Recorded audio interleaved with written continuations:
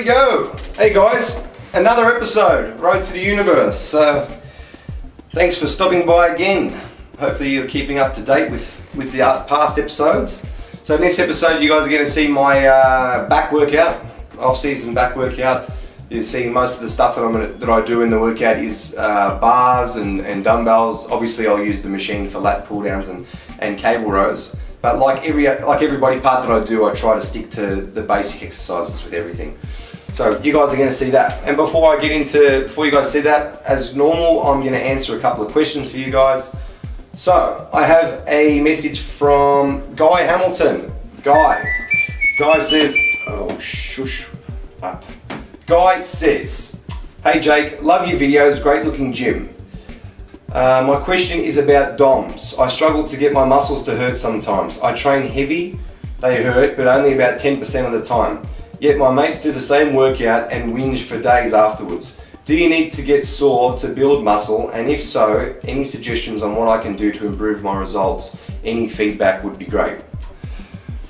Well, I don't know if being sore, like having DOMs, I don't know if being sore is a good way to judge. For me, personally, it's never been a good way to judge muscular growth. I think that you have to just look in the mirror and just see, is the workout, the current routine that you're doing, after a month of doing it, are you seeing results or not? The mirror is always the guide. The mirror is the best guide for everything. I wouldn't just go off how sore you are in the gym, because everybody's different. But in saying that as well, you might be doing exactly the same workouts as your mates, but they may be able to connect with the muscles better. So form, that mind-muscle connection, that plays a big part in it too. If you're just going through the motions and your mates might be concentrating a lot more on the movements, I'm not sure, but in my experience, that plays a big part in it too, the mind-muscle connection. I have a lot of guys that I train in the gym that have been training for a long time. They come and see me for personal training and I take them through a workout that's more basic than the workouts that they normally do in their gyms, and then they tell me that they're sore for days because I'm really making them isolate the muscle, and it's a massive difference doing it like that. Even bench press, like if you just grab the bar and just go through the motions, as opposed to feeling with your chest, pushing it up with your chest and flexing it at the top. That's what bodybuilding is all about. It's not just about moving the weight as much as you can, using every other muscle group, front delts, everything. You just want to isolate it and push through with that muscle. So I hope that helps you. So Guy, thanks for your question. And then I'll just have a look on my laptop here at a couple other questions that people have asked me that I will answer. Adam Turnbull, a question from Adam says, Jake, do you drop calories on rest days or do you keep them the same as training days? Well, a rest day for me, I usually would call that a cheat day. I don't really take a rest day where I don't train and I jump off my diet or drop calories. So I'll probably train Monday to Saturday, and then Sunday would be a day off training, but it would be my cheat day. So I'll have, I'll eat whatever then. I'll eat pizzas, I'll eat chocolates, I'll eat McDonald's, all sorts of things like that. So that's the way that I do it. So a rest day for me is really a cheat day. But I wouldn't say, even for you, you're saying would you drop them? I wouldn't drop them if I was you, because the rest days is the time when your body is having a chance to recover and grow. So feed it as much as you can, because that's a window of opportunity for you to be able to really recover from the workouts that you've been doing that week. So I hope that answers your question, Adam. Who else we got? I'll answer a couple of more. I won't bore you guys too much. Alright, Vincent Sala Tenna says, how many days a week would you recommend training each body part? I've tried doing everything twice a week for about a month and I feel like I've plateaued really quickly. Vince, I think with how many days a week do I recommend? Whatever. I think it's very you got to train very instinctively when it comes to things like that, and how often you have to train each muscle group. I might train biceps a couple of times a week. Sometimes I might train quads twice a week. Other times I might train them once a week. It really depends. I usually just go by how I feel. If I feel like if I train back today and I feel like my triceps, and I've got energy and I want to train my triceps, I'll train my triceps. A couple of days later, if I'm training shoulders, and then I might train triceps again after that. Or look, and this comes, you've got to prioritize your training too around your weak body parts as well.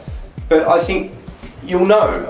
Like for me personally, I always know. Like if my triceps are still a little bit sore, like if I've had a big chest workout the day before, I'm supposed to train shoulders, train triceps the next day, and they're still sore from chest, I won't train them. I'll do something else. I might do calves. I might do biceps. So, I don't think there's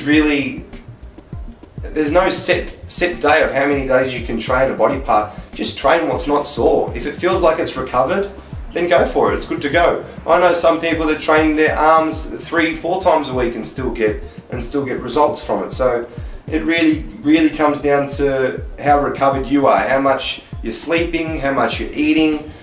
Then you can train body groups a little bit closer together if you feel like you're recovered. But if you don't, like you're saying that you feel like you've plateaued, then obviously you haven't rested enough. So maybe you need to rest a little bit more. That's pretty much it for that. What else do we have? One more. Justin Robertson says, Jake, who is your current favorite pro bodybuilder and why? That's a good question. I had all the 90s era bodybuilders, almost every single one of them I would say was my favorite. I loved them all. Either Flex Wheeler, Kevin Levrone, NASA, Lee Priest, Sean Ray, all of these guys, to me, they all had very different physiques, and they all had their own characteristics for their physique. And I just think they just stood out to me, the 90s era of bodybuilding. And now for this generation, to answer your question, it's not like it was before. I don't love every single one of the guys. I'd have to say my favorites for the 212. I love Flex Lewis. I think Flex Lewis is, to me, he's just complete. He's almost the total. Well, he pretty much is the total package. He's got calves, legs, back, chest. He's thick. He's got big arms. I think Flex Lewis is definitely one of my favorite bodybuilders at the moment. That's in 212. And then if we were to say the Open Olympia, I would probably say Sean Roden. I really like Sean Roden. I think that he's sort of like a Flex Wheeler sort of physique to me. A real small waist, great taper, little joints. So if I said two of my favorites, it would be those two. Flex Lewis and Sean Roden. All right? So that's the reason. That's who and that's the reason, Justin. And that's pretty much it for questions, guys, this video. I've got a few, I know other people asking me questions as well, and I will answer them in the next videos. I'm not going to bore you guys by just answering questions for every video. The next one, I'll answer a few more of the guys who's I missed out on. So you guys check out my back workout now coming up, and follow along for this series next week. Don't forget to subscribe. Alright guys, see you later. Alright, the back workout. So you guys see I always start with a pull down movement, whether I start with chins or whether I start with the cables, pull downs. It changes from week to week. So this week I'm starting with a wide grip bar lat pull down. And I always do, when I do these, I try to squeeze them as much as I can, not just going through the motions, really feeling the lats and really squeezing them. And you'll see everything that you guys see is probably like my last set. So I'm not going to show you every single set, but this is a good exercise I find to really warm up. And then my rowing movements would be, my bread and butter exercises for back. So I find that that's what's going to make that back real nice and thick. So I don't rely on just doing pull downs.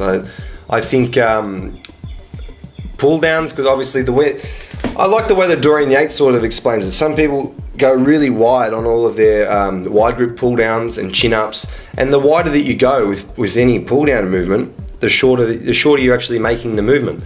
So the lats connect obviously underneath the armpits, and so the only way to be able to get a full stretch and contraction is to obviously use the muscle to its fullest range of motion, and that is by grabbing a close grip. So whether you do a underhand close grip or like a medium grip when you do all your pull downs and chins, you're actually going to get you know, that range of motion on the lats, and it's going to work it from underneath the armpit all the way down to where it inserts the bottom of your back.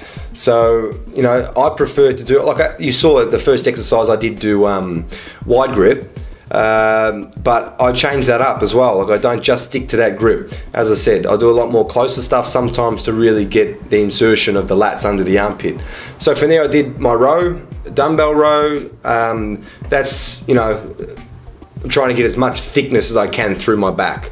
So I'll probably do 5-6 sets of just real heavy dumbbell rows, just trying to get that back real nice and really thick. And from there I went to another pull down movement. This time I'm doing a chin up.